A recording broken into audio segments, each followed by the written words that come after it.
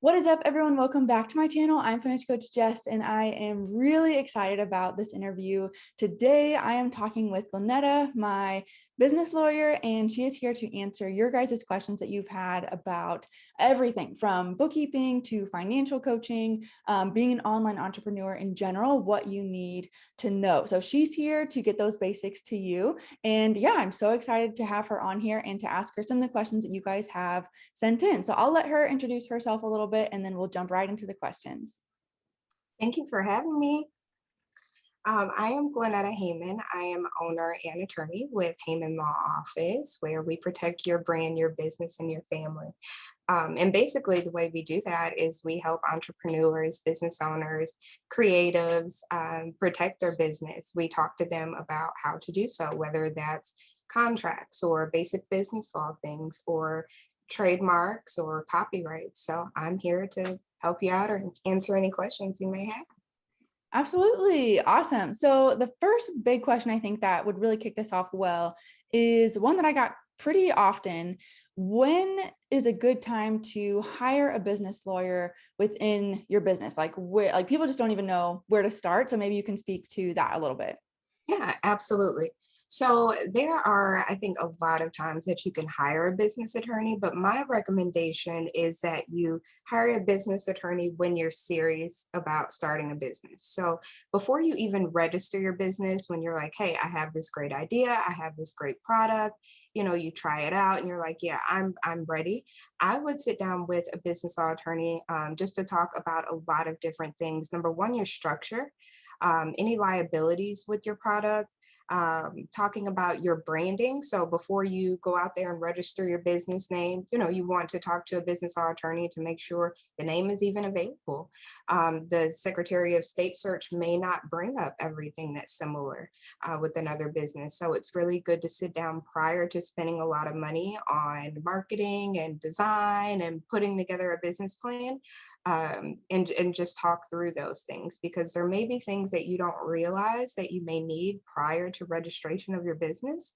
And it's always best to kind of head that off so you're not spending money and then going back having to change things later on. I love that advice. It's so much easier to do it right the first time. And I know I say that all the time with my bookkeeping clients. When clients have years and years of back work and taxes they haven't paid and all this, you've got fees, you've got, these hefty fees for me, the IRS, and so I totally agree with you. Like, get it right from the get-go, and like from the beginning, get your business started off on that right foot. And yeah, you'll never regret doing that, I think. So great advice. And I love all the practical things you put in there as well. Another question I had was, when do you need a contract? What are some important elements of a contract? And then when should you start implementing those? That is a really good question. I get asked that question a lot. But short answer is anytime you have an agreement with someone else, anytime there is an agreement, um, regardless of who it is, even if it's your best friend or your sister or a vendor that you've been getting products from for years, you need an agreement. And essentially, a contract is just that, an agreement with another party, but there are elements of a contract. And I get asked a lot of questions. Hey, is this a valid contract? Is this a valid contract? But you want to make sure that any contracts, they're in writing. It shows what time or the time of performance, where you're going to perform, whether you're going to have something shipped to the person or, you're going to provide services there in their office. And it needs to be signed in all actuality by both parties. And it's important to sign because that shows both parties are understanding what they're agreeing to. And that's really, really important. I get questions like, well, I sent a text message and they sent a text message back. And it's like, no, we need No. something in writing and signed. I mean, even if it's an e-signature and it's stamped, we need that signed, hmm because you want to be sure that that contract is valid in case anything goes wrong. You hmm want the court to look at that contract and say, yes, this is a valid contract. This is what was contracted for. Like, these are the things that you guys contracted for, so they can see the totality of the circumstances. So you want to make sure everything is in that contract, everything you're doing and everything the person on the other side is supposed to do. Absolutely. And that's really where we first got connected is I was wanting to revamp a lot of my contracts, a lot of my terms and conditions. I was getting a little bit bigger than I think I knew what to do with. And I was like, help me. I don't even know where to start. And you were so great, like huge plug for you here. Like you were so great at taking what I had, hearing my ideas, what I was looking for, what my business really did, and drafting all of those so quickly and just really professionally, and gives me, of course, peace of mind too. I mean, at the end of the day, it's like you want to be protected. Like you said, a text message is not going to cut it for sure. And so, yeah, get those contracts, get them signed by your clients. And that's ultimately how we got first connected. What are some of the biggest legal mistakes that you see online entrepreneurs making? Well, If you had to pick a couple. a couple. All right. Well, the first thing that I wanted to bring up is taking advice from social media and Google and Facebook. Oh, it's such a good one. Yeah, like we talked about early on, it's best to get your advice about contracts, trademarks, copyrights from an attorney. I mean, majority of attorneys give free consultations. And so I see a lot of groups on Facebook and people are asking, hey, how do I get my LLC? And people put all types of things and it scares me to death. So Google search and social media search for legal topics is probably not the best place to go. Just call up your local attorney or an attorney that you trust and they can point you in the right direction.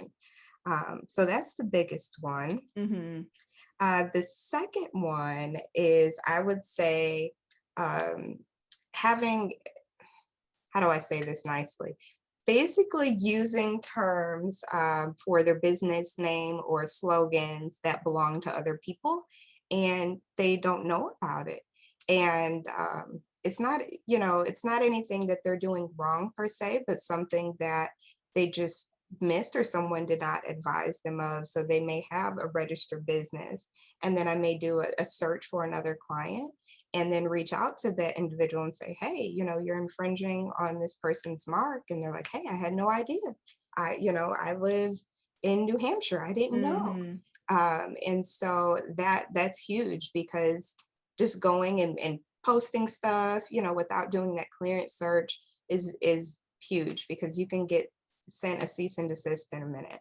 And I would say the third thing is conducting business with no contracts, like we just talked about. I do see that often in groups, in business groups, that people are like, hey, I agreed to do this with someone else. No, we didn't have a contract, but what should I do now? And that's huge because you may have provided a service or a good for someone and now you're not getting paid and there's no way to track it. And so I do see that often, especially on social media. So getting those contracts are super important too. And I love that you mentioned the consultation because this was something I didn't really know. I'd never hired a lawyer. I had, never hired an attorney. I had all these goofy stereotypes from the movies and TV. Walk me through and walk our audience through, what does a consultation look like? What do people need to bring just to help dispel some of those fears that people have? Yeah. So I can't speak for all firms, but with my firm, what I love is my discovery calls. And with my discovery calls, I get to know about you and what you are trying to do in your business, what your passions are. And for me, I love my free discovery calls. Generally, they're 15 minutes. You can book them online or call the receptionist and you get on the calendar for 15 minutes and we just talk. It's a simple conversation, whether it's phone or virtual. And it's just you talking about what you're trying to do in your business. And then me in 5 minutes or less, giving you some guidance as to how that needs to be done and things to protect you. And from there, you can decide to take that information and implement it yourself. Or you can say, hey, I didn't know that. Can you help me along the way? And at that point, once we make an agreement, we'll put in writing an attorney-client agreement, and we'll go from there and we'll help you out. So it's really simple. And I don't want anyone to feel intimidated about the process because, like you said, it's just a conversation about what you're already doing, what you're passionate about. Yeah, yeah. And in my phone call too, I want to give you some confidence if you're watching this video. I believe I called you and I was like, I don't even really know what I need. Like I didn't even know what I didn't know at that point. And so that 15-minute conversation really helped me and I think us identify what is missing in my business. Where am I covered? Where am I not covered? You know, what am I even looking for? Like I kind of went in not even knowing exactly what I was looking for. So if that's you, definitely, you know, book that free discovery call. And yeah, just kind of start exploring and asking those questions. And like I said, Glennetta was great at saying, okay, you know, this is your business.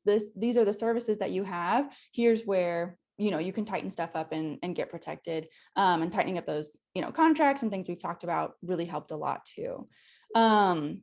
One other question I got was, what are the biggest legal considerations for those in the financial coaching business? So specifically, like on my channel, I've got bookkeepers, I've got financial coaches. Anything you want to say specifically for these areas in this industry?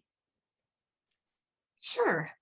So specifically with bookkeepers and financial coaches, I think the biggest thing is listening, right? Because I know we mentioned when upon talking, you know, PPP and fraudulent things, and just really listening to your clients, you can learn a lot.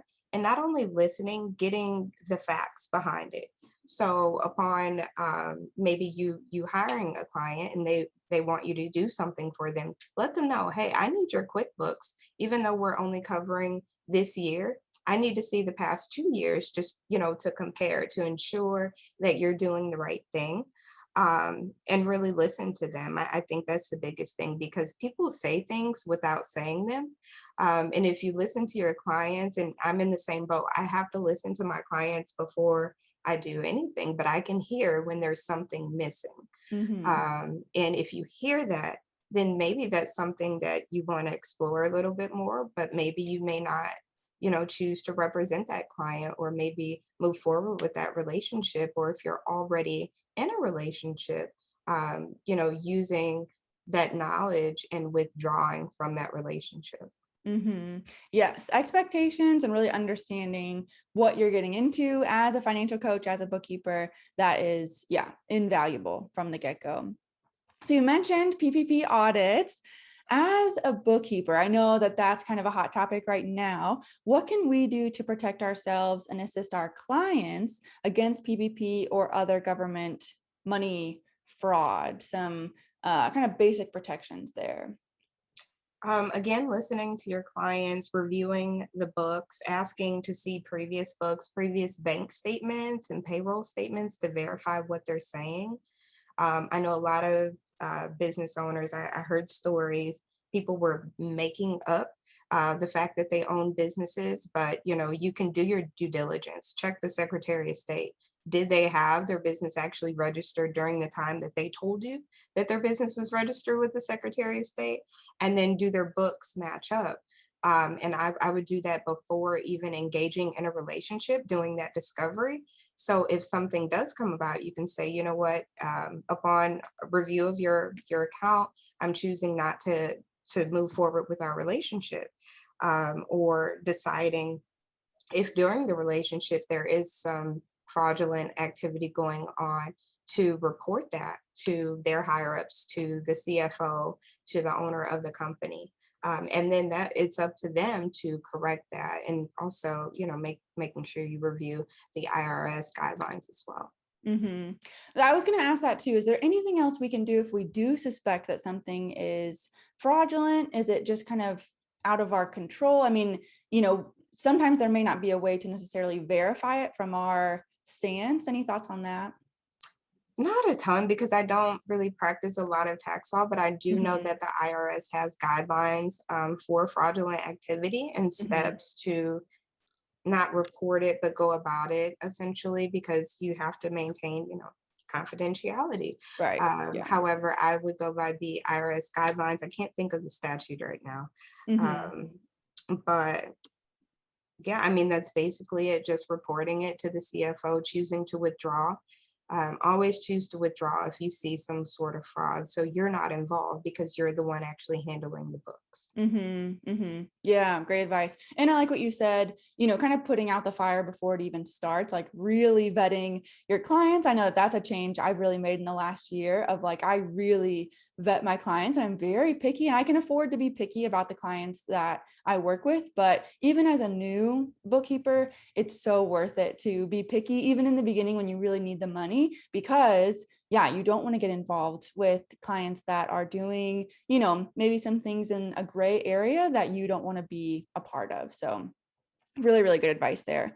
Mhm. Switching gears a little bit, I think one of the biggest fears of online entrepreneurs when they're just starting out is getting copied online, not really knowing how to handle it. Do you confront them? Any advice on what to do if your content is being, copyrighted or used in some way that you didn't approve of? Mhm. So first things first, to consult an attorney, of course, uh, because you want to be sure that you have standing to send someone a cease and desist, which would be the next step. A lot of times the attorney can do some background research to see, who started using the mark first or who started using the content first, talk to you about it. And if someone does use your content and you have filed it with the US Copyright Office, or someone does use your mark, you filed it with the USPTO, your trademark, then you want to talk to your attorney about sending a cease and desist letter to have them stop the activity. If they don't stop the activity, then definitely have the attorney move forward to sue them for damages, or get a court order to make them stop utilizing that material. Awesome. Awesome. Great. Well, that is all the questions that I had. I just want to reiterate one more time. I am so, so glad that I hired Glennetta, that we got connected and just have this ongoing relationship too. You've been so helpful to me in my business. And like I said, the peace of mind and just knowing that everything in my business is legally legit and totally up to date. And of course, I'll put all of your like contact information and links down in the description below this video. Any other closing thoughts or advice for the people watching? My advice would be, of course, as I said throughout the entire video, is to take a chance, speak with an attorney before you make decisions, because those decisions can be business and life changing. So be very careful in your business, because your business is your baby and you want to take care of it.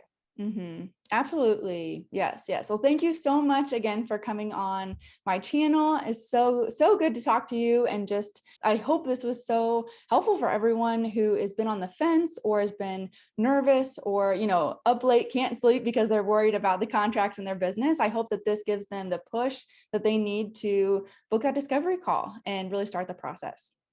Thank you for having me. I had a Yes. blast. Good Yeah, luck. absolutely. Thanks so much.